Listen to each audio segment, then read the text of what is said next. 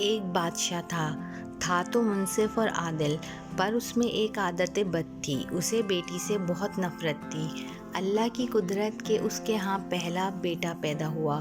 اسے اپنا بیٹا بہت عزیز تھا، بہت ناز و نوم اور لاڈ و پیار سے اس کی پرورش کی۔ چند سال بعد ملکہ پھر امید سے ہوئی۔ ولادت کے دن قریب تھے، لیکن بادشاہ سلامت کو کسی دوسرے بادشاہ کی دعوت پر ملک سے باہر جانا پڑا۔ جانے سے پہلے بادشاہ نے ملکہ کو حکم دیا کہ میں کہیں باہر جا رہا ہوں، اگر میرے آنے سے پہلے ولادت ہوئی، لڑکا ہوا تو ٹھیک، لیکن اگر لڑکی ہوئی تو اسے ہلاک کر دینا۔ چند ہفتے بعد اس کے ہاں لڑکی کی ولادت ہوئی۔ اولاد ماں کو بہت پیاری ہوتی ہے۔ ملکہ رونے لگی کہ اے اللہ، اب میں کیا کروں؟ ولادت کے وقت ایک دائی موجود تھی جو ملکہ کی حالت زار دیکھ رہی تھی۔ اللہ نے اس کے دل میں رحم پیدا کیا۔ اس نے ملکہ سے کہا، اے ملکہ، آپ دل چھوٹا مت کیجیے، میں یہاں سے سب کے سامنے بچی کو ہلاک کرنے کے بہانے سے لے جاؤں گی، پر میں یہاں سے اپنے گھر میں لے جا کر اسے پالوں گی۔ اگر آپ کسی طرح سے بچی کے لیے خرچ وغیرہ بھیجتی رہیں گی تو بچی بہت اچھی طرح سے پلے گی، وگرنہ مجھ غریب کو جو نصیب ہوا اس سے اسے بھی پالنے کی کوشش کروں گی۔ ملکہ نے کچھ سونا چاندی زیور وغیرہ بچی کے واسطے تھما دیے، بچی کو اس کے حوالے کیا۔ محل میں یہ بات پھیلائی گئی کہ دائی نے بچی کو لے جا کر ہلاک کر دیا ہے، جبکہ دائی نے شہزادی کو اپنے گھر لا کر پورے ناز و نوم سے اس کی پرورش شروع کر دی۔ جب بادشاہ اپنے سفر سے واپس آیا تو اسے یہی احوال سنایا گیا کہ آپ کے جانے کے بعد بچی کی ولادت ہوئی اور آپ کے حکم کے مطابق اسے ہلاک کر دیا۔ بادشاہ اپنی بدعادتی کے باعث بہت خوش ہوا۔ دائی نے لوگوں کے سامنے شہزادی کو اپنی نواسی ظاہر کیا۔ کبھی کبھار بادشاہ سے چھپ چھپا کے شہزادی کو لاتی اور ملکہ اپنی بیٹی کو دیکھ کر اس کی ممتا کو کچھ قرار ملتا۔ وہ دائی کو سونا چاندی اپنی بیٹی کی نگہداشت کے واسطے دے دیا کرتی۔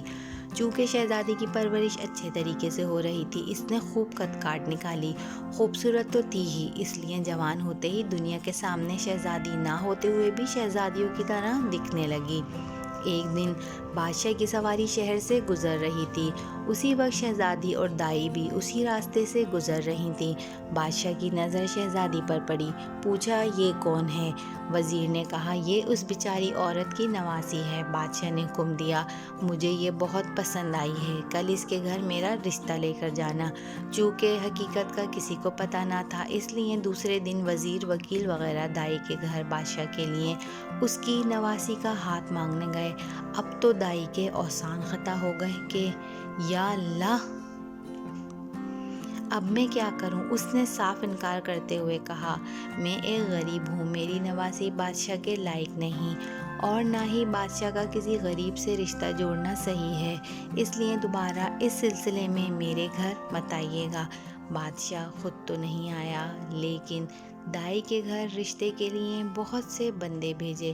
سب نے دائی کو بہت منت سماجت کی، لالچ دیے، دھونس دھمکی دی، لیکن دائی ٹس سے مس نہ ہوئی اور اپنی بات پر قائم رہی۔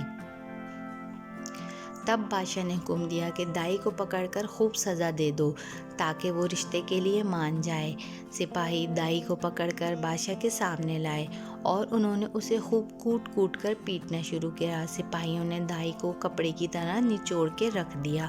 بیچاری پہلے سے ہی دو ہڈیوں پر تو تھی، اتنی مار برداشت نہ کر سکی اور بادشاہ کے سامنے چیخ پڑی، بادشاہ سلامت، یہ کوئی اور نہیں بلکہ آپ ہی کی بیٹی ہے، میں نے اسے ہلاک کرنے کے بجائے لے جا کر اپنے گھر میں اس کی پرورش کی ہے۔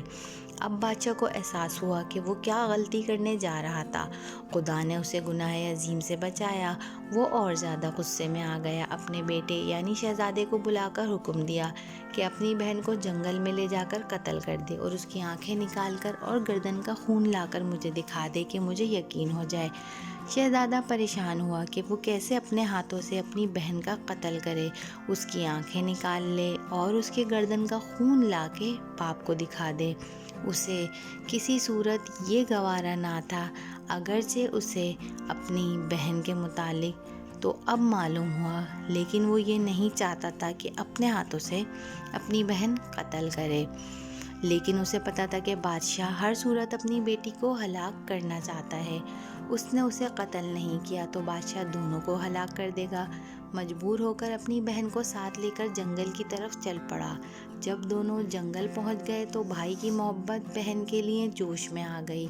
بہن سے کہا، میں کسی صورت تمہیں اپنے ہاتھوں سے قتل نہیں کر سکتا، میں تمہیں یہیں چھوڑے دیتا ہوں، آگے تمہاری قسمت کہ تمہیں درندے کھا جائیں یا تم بچ کر کہیں اور نکل جاؤ۔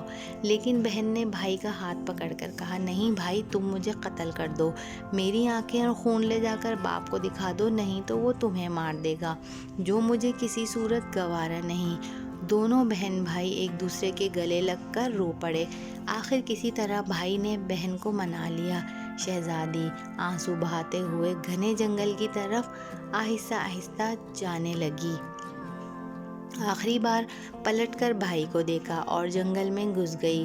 اس کے بعد شہزادی نے ادھر ادھر سے ڈھونڈ کر ایک ہرن کا شکار کیا، اس کے گردن کا خون نکالا اور آنکھیں لے جا کر اس بادشاہ کو دکھا دی۔ بادشاہ نے آئینہ منگوایا، اس میں اس نے ان آنکھوں کو اور اپنی آنکھوں کو غور سے دیکھا۔ جب اس کو یقین ہو گیا کہ آنکھوں کا رنگ ایک ہی ہے، تب اسے تسلی ہوئی۔ ملکہ نے کسی طور شہزادے کو بلا کر اس سے بیٹی کے متعلق پوچھا۔ شہزادے نے ماں کے سامنے سارا احوال گوش گزار کر دیا۔ ملکہ نے منہ آسمان کی طرف کر کے ہاتھ اوپر اٹھائے اور بیٹی کے لیے دعا مانگی کہ اے اللہ، تو میری بیٹی کی حفاظت کر، اسے اپنے امان میں رکھ اور اسے کسی اچھی جگہ پر پار لگا دے، میرے مالک اس کو اپنی امان میں رکھ۔ اب آگے شہزادی کا قصہ سنیے۔ شہزادی جنگل میں رہنے لگی اور بھوک مٹانے کے لیے جنگلی پھل پھول بوٹے کھا کر اپنا وقت گزارنے لگی۔ اسی دوران بہت سا وقت گزر گیا، جھاڑیوں کانٹوں سے الجھ کر اس کے بوسیدہ کپڑے تار تار ہو گئے۔ آخرکار اس کے بدن پر کوئی کپڑا نہ رہا۔ ایک دن کسی اور ملک کا بادشاہ اپنے لاؤ لشکر کے ساتھ اسی جنگل کے راستے سے گزر رہا تھا۔ اتفاقاً بادشاہ اسی طرف جا نکلا جدھر شہزادی تھی۔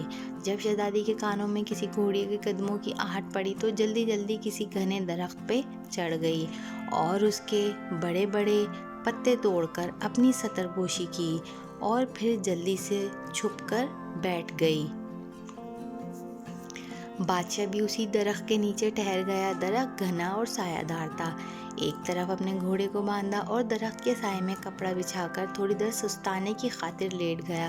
چونکہ اس کا منہ آسمان کی طرف تھا اور اپنے خیالوں میں گم تھا، اس کی نظر درخت کے گھنے پتوں میں پوشیدہ کسی ہیئت پر پڑی۔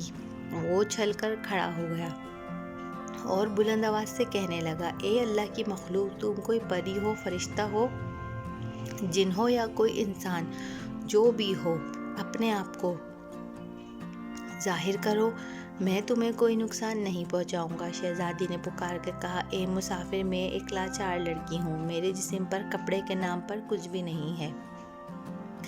اگر تم اپنے نیچے بچھی چادر کو میری طرف پھینک دو تو میں اسے ڈھانپ کر نیچے اتروں اور تم سے بات چیت کروں۔ بادشاہ نے اپنے نیچے بچھے کپڑے کو اٹھایا اور اس کا گولا سا بنا کر اس کی طرف پھینکا۔ شہزادی نے اس کپڑے سے اپنے جسم کو خوب اچھی طرح ڈھانپا اور کسی طرح درخت سے اتر گئی۔ جب بادشاہ نے شہزادی کو دیکھا تو اس کے حواس گم ہو گئے۔ اس کے پورے ملک میں کوئی لڑکی اتنی خوبصورت نہ تھی۔ پورے دل و جان سے شہزادی پر فریفتہ ہو گیا۔